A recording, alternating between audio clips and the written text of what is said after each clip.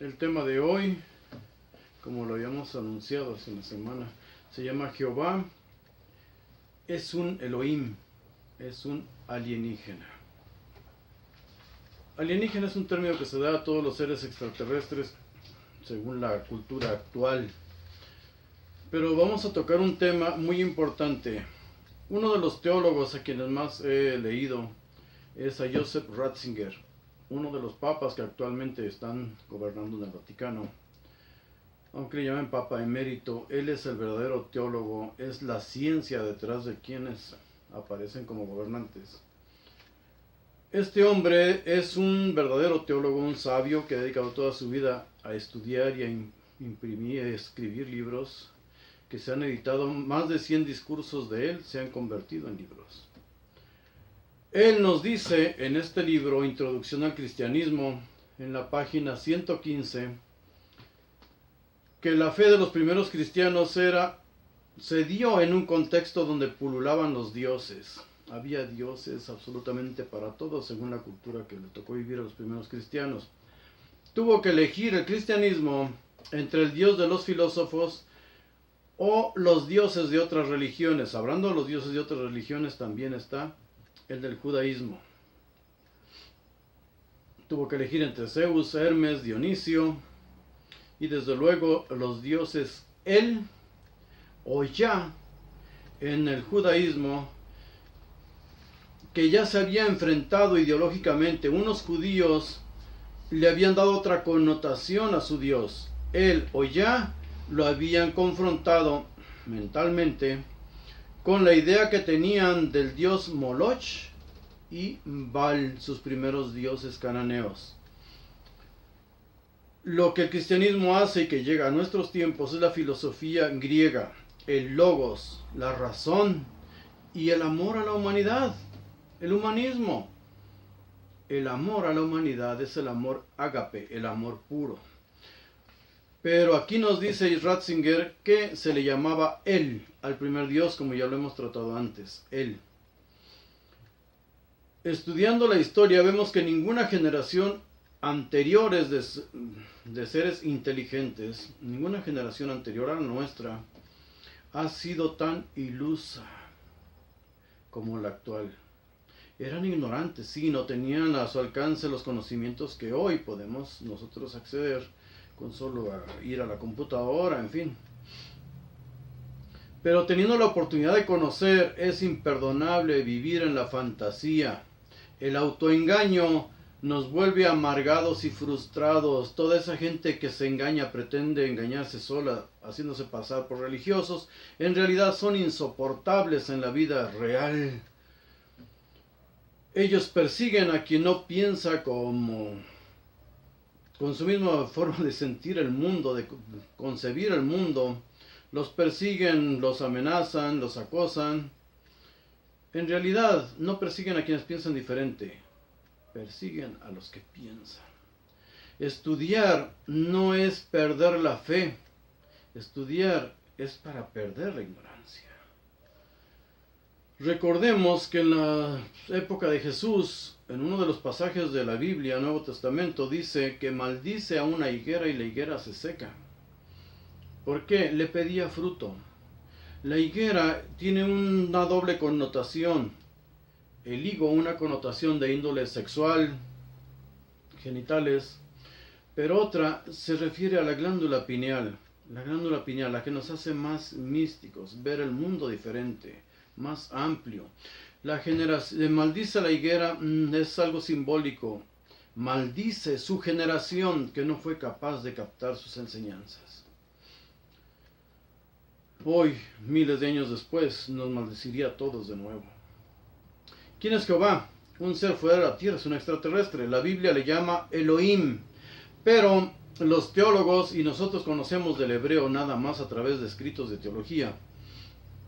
Los teólogos han traducido mal. Yo tengo una Biblia hebrea y ustedes pueden buscar en internet la definición real de Elohim. Elohim no significa ni Dios ni dioses. Los poderosos, los poderosos. no son dioses. La idea de un creador del universo rebasa tanto a teólogos como a científicos. Nadie lo puede definir, es indefinible. El Big Bang o el Ein Sof que alegan los judíos, el Ein Sof es el infinito. Y el infinito nadie lo puede definir, es indefinible. Casiodoro de Reina, un sacerdote católico que nos traduce al español, tradujo mal. Elohim, Eloah, en plural o en singular, no son dioses. Son los poderosos o es tú, Señor, tú gobernante. Los Elohim no son ángeles, no cayeron del cielo. Los Elohim, o sea, los poderosos, descendieron del cielo. Descendieron, no cayeron. Los ángeles no tienen alas, solo los querubines y los serafines, pero ya hemos definido que no son ángeles, son algo, cualquier máquina, cualquier medio de transporte, pero no son ángeles. En su lenguaje, aquellos pobres ignorantes pescadores les llamaban seres vivientes. ¿Por qué? Porque ya fueran máquinas, naves o lo que sea, se movían de un lado a otro. Seres vivientes. Jesús mismo se refiere a su Dios o a su Señor como Elohim.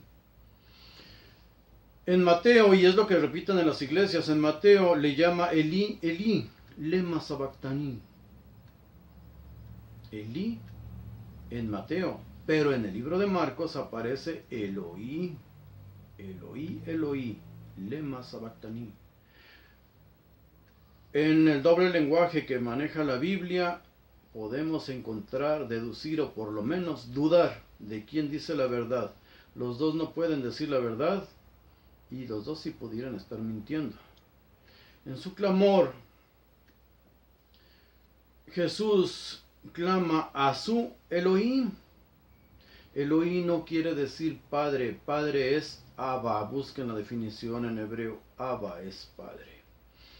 El idioma Elohim o Elohim, el idioma de Jesús era un idioma arameo, que era sirio caldeo. Lo trajeron los judíos de Babilonia después del exilio, porque era el idioma oficial de Persia. Ciro, que fue el Mesías de los judíos, Ciro, el persa, fue el que les impuso su lengua, su escritura, y los obligó a poner por escrito todas las leyes que ellos tenían tradicionales. Los regresó a su país, los regresó.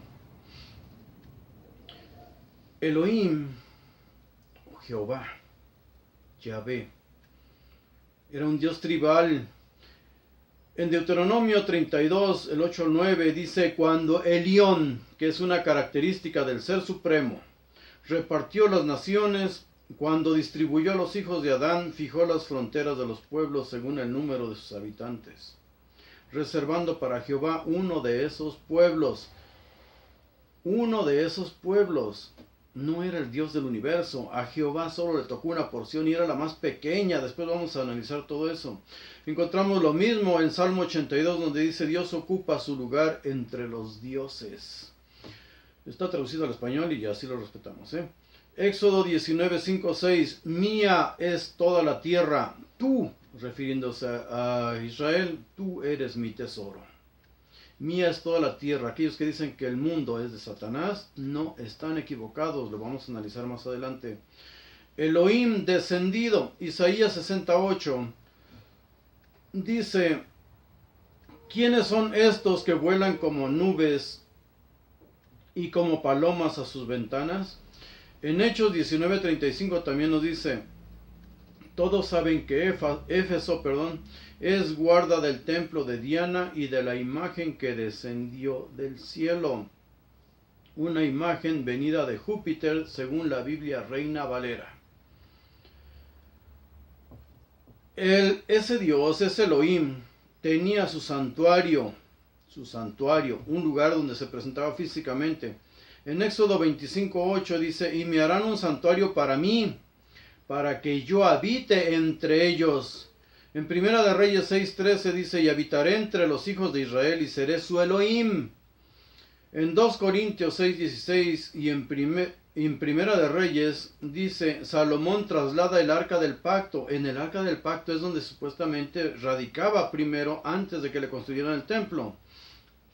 Incluso habla de que asesinó a 50.070 personas por ver el arca de la alianza, el arca del pacto. En 1 Samuel 6:19. Era un Dios físico. Habitando el arca o santuario, fue 40 años en el desierto de Sinaí con Moisés, 14 años en Gilgal con Yehoshua, 369 años en Shiloh en la época de los jueces, 57 años en Nor y Gibón en la época de David. En total, ese Dios radicó en el arca de la alianza durante 480 años. Fue robada por los filisteos. Los filisteos despojaron a los judíos del arca del pacto, supuestamente, y a los filisteos no les pasó absolutamente nada.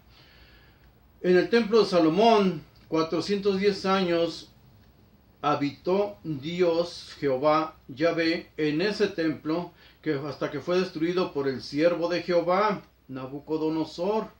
Jehová es el que manda a Nabucodonosor, mi siervo le llama, a que destruya a Israel.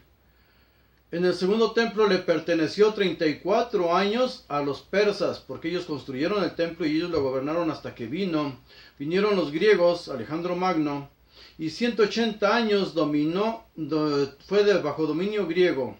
103 años fue la dinastía de los Macabeos.